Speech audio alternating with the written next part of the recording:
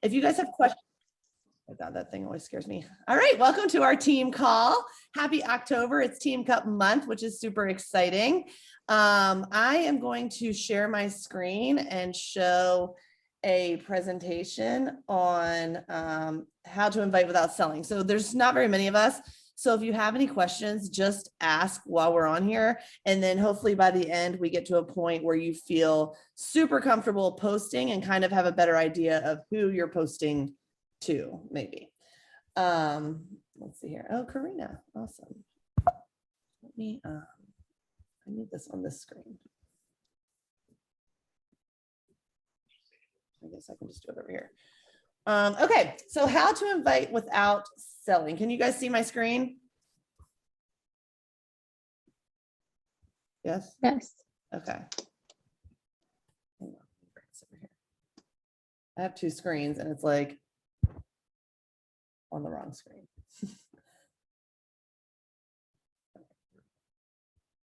Share screen. Oh, and Pam, look at this. Hi, Pam. Recording. Pam, Hello. how are you? Good. How are you? I'm doing great. Sorry I'm late. Oh, it's okay. I'm happy I you're just- on. So I was just telling them we're going to go through this.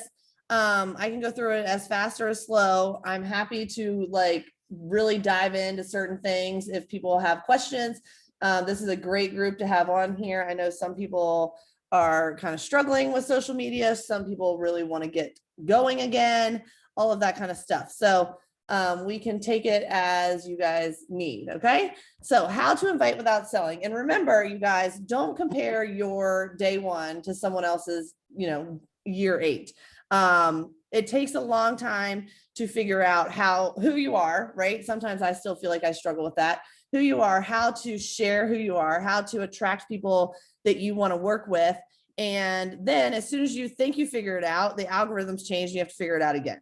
So once you do figure it out, it's not always going to work, right? So it's really a constant auditing yourself and making sure that you're getting the engagement and the results that you want. If there's something wrong, you got to change it.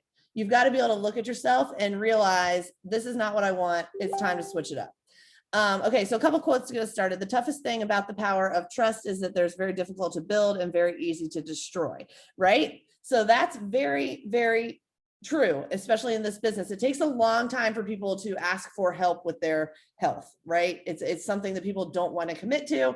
It's something that's hard. It's something that really you have to show them over and over and over and over again that it works, and you have to invite them over and over and over again until you catch them when they're ready. Does that make sense? Because people are, you have to, sometimes there's like a 5-minute window within 4 years that they're ready, and you have to be right there at that time. And that's why it's so important that we share this so often.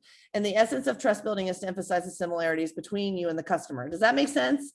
We really want to attract people that are like us. And the next screen talks about how the goal is not to cast a wide net, it's to connect with those that are like you.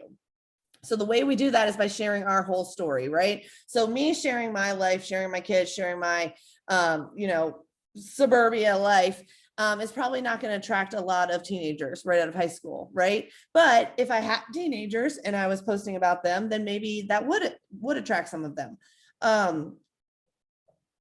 Consistently being proof the products work. So in every post that you make about your results or your workout, you don't want to just be like, oh, I got my workout done today, yay. You want to be talking to somebody on the other screen. You want to be making them think, oh, really? I didn't know that. Or, oh, if she's doing that, then I should do that. Or the big one, if she can do this, so can I, right? Like that's really what we want people to feel like from our posts.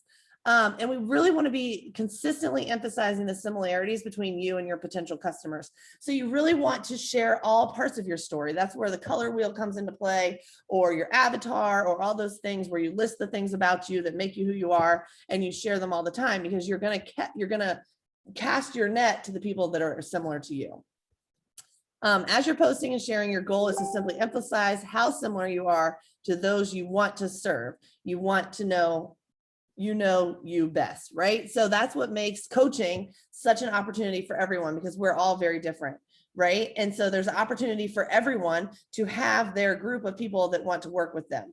And ask yourself where you were before you started coaching, before you started BB. And I've been really trying to reflect on this a lot recently, because I feel like I've been a coach for almost 8 years, and the people I want to attract are where I was 8 years ago, right? I want somebody that wants to make a difference, that wants to be home with their kids, that is not going to let anything stop them from making stuff happen, will drop all of the excuses, will run with what I ask them to do, is coachable. When I tell them their first goal is to go Emerald, they're Emerald by tomorrow. That's who I'm looking for, because that's who I was, right? And so that's who you need to think. If you've been doing this a long time, you got to think back to what it was that made you say yes, what it was that made you want it, what it was back then that made it seem like you could do it, that working really hard for a year or two is going to pay off in the end. And you'll start seeing some results, down the road. So define who you are, right? And who you want to serve.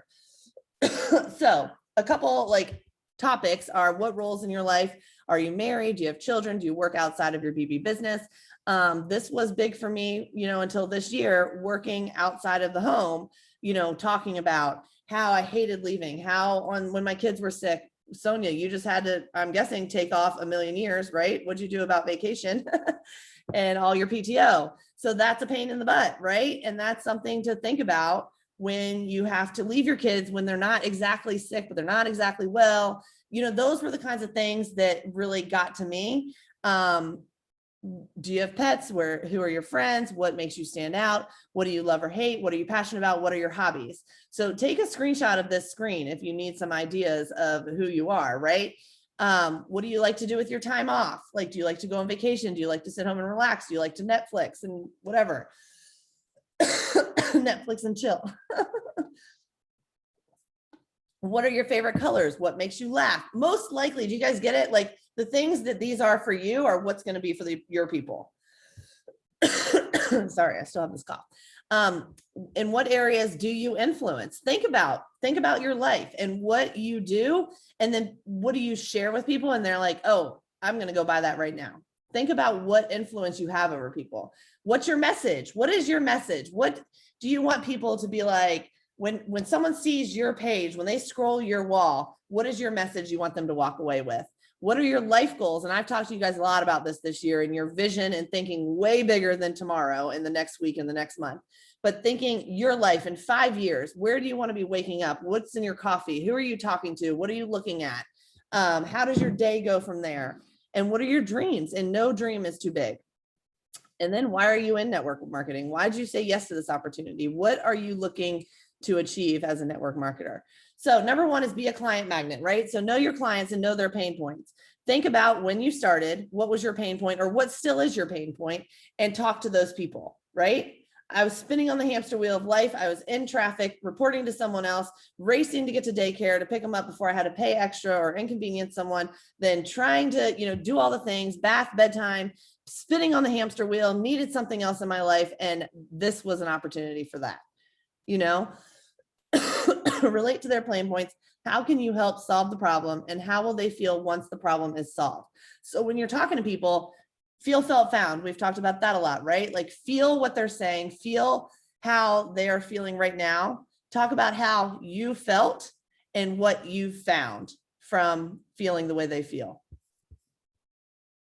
Someone wants to come in. Leslie Godfrey. Does that make sense? Does anybody have any questions about that?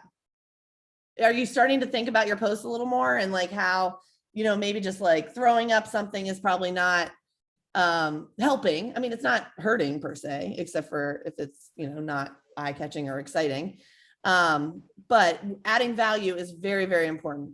Number two, are you attractive? And this does not mean whatever, but if you look at your social media, is it attractive? Is it something that's going to attract new people or repel people? Is it constantly negative after negative after negative, or constantly oh, today was so hard. Today was so hard. Today was so hard. Or is it something that's going to bring people in and give them life?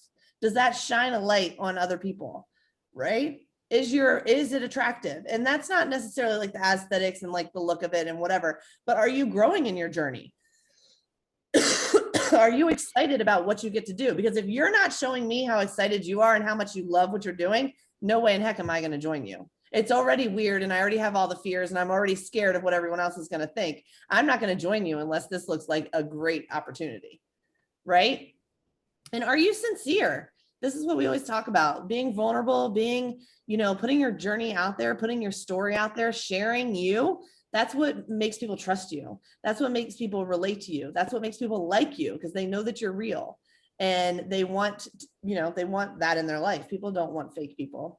And are you selling or sharing? So if you're not completing a program, if you're not getting results, if you're not drinking your shake, then you're a salesperson, right?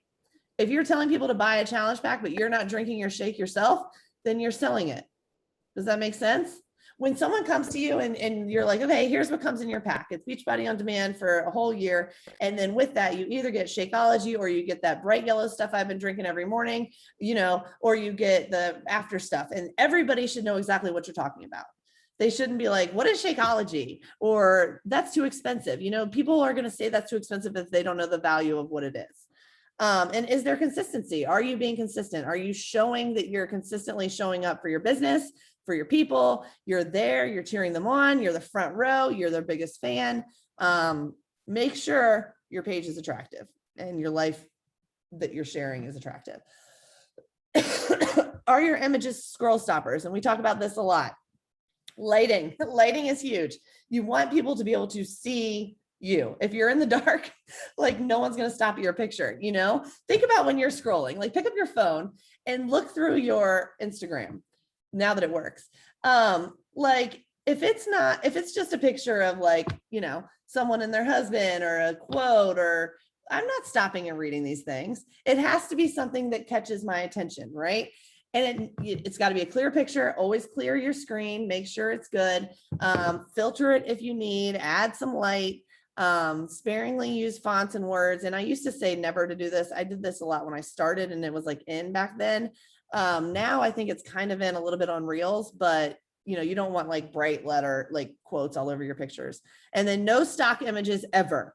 If you put up a picture of Autumn, people are going to be like, oh, well, I'll just go to Autumn's page and follow and go buy it from her and let her be my coach. Your people are not going to relate to Autumn.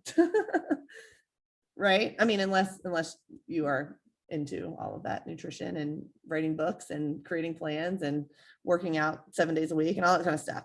And then in collages, no more than 4 pictures, because again, people can't see the pictures, especially on Instagram. Okay, so content, I just pulled this. When you're sharing your posts and you want to keep them short, Brock Johnson is like very against long posts, but open with a bang, right? Get their attention. Space your paragraphs. You guys, grammar is huge, right? Space out your paragraphs. Let people see that there's starts and stops to sentences. Don't overuse emojis because people get like wigged out. Craft your story. Make sure you're sharing something, right? That comes back to a call to action, and then tap into your emotions and why, not the what. Does that make sense?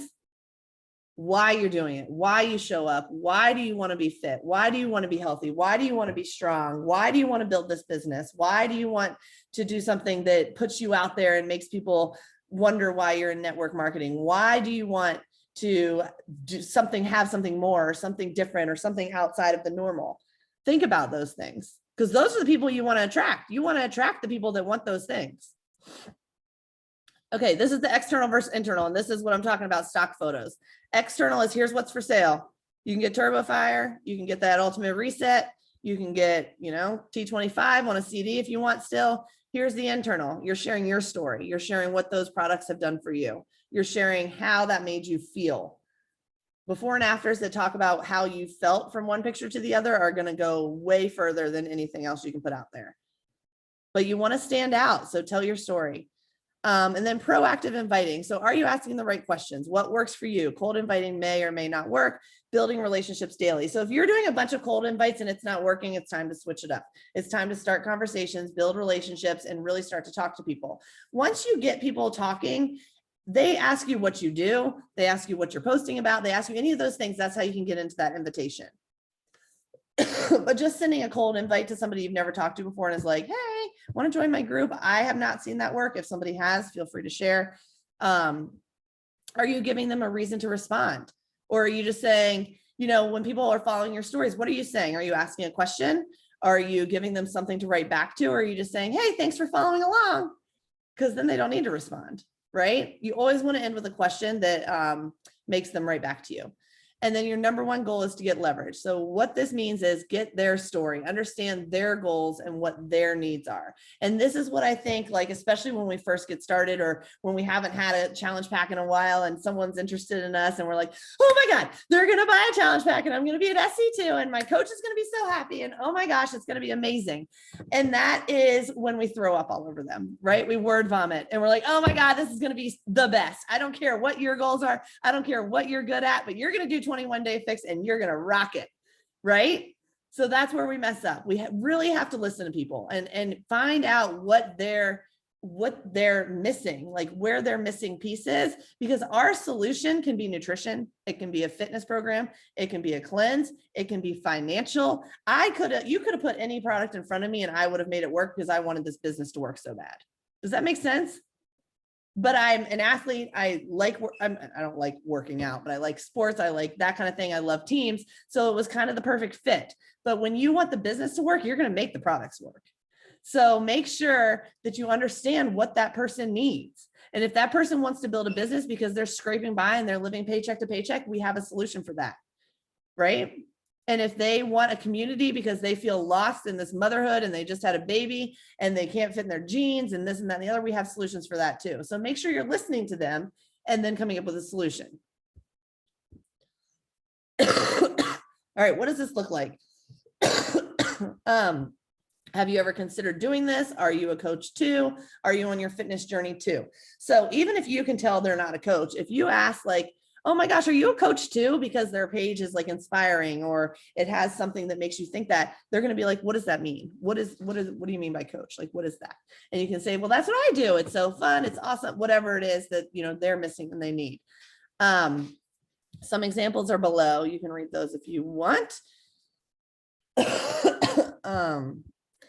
And then I'll do some Q&A, but don't just listen, right? Don't just be on trainings all the time. Don't just, you know, take what you learned today and be like, oh, that was a really cool call, Brooke. Like, thanks so much for the info. Like, that's awesome. I'm just going to go back to what I was doing. Like, I want you guys to really think about, you know, what you're doing now, what you could change, right? Like some changes that you can make off the bat, and that tomorrow, you know, you start making a difference in your business. Oh my gosh. What questions do you guys have? I do have a question. So with what happened with Facebook and Instagram today, do you guys get everybody's email and do you do a lot outside of social or do you do everything on social? I try to get people's emails. Like I'll be like, drop your email below if you want an invitation to my free group. I do keep people's emails like from my kids' teams or school or anything that has like a group of emails in it. I do keep all of those. I do have a free group on Facebook also that I make people put their email address to get into. And oh my God, my dog just pooped over here. And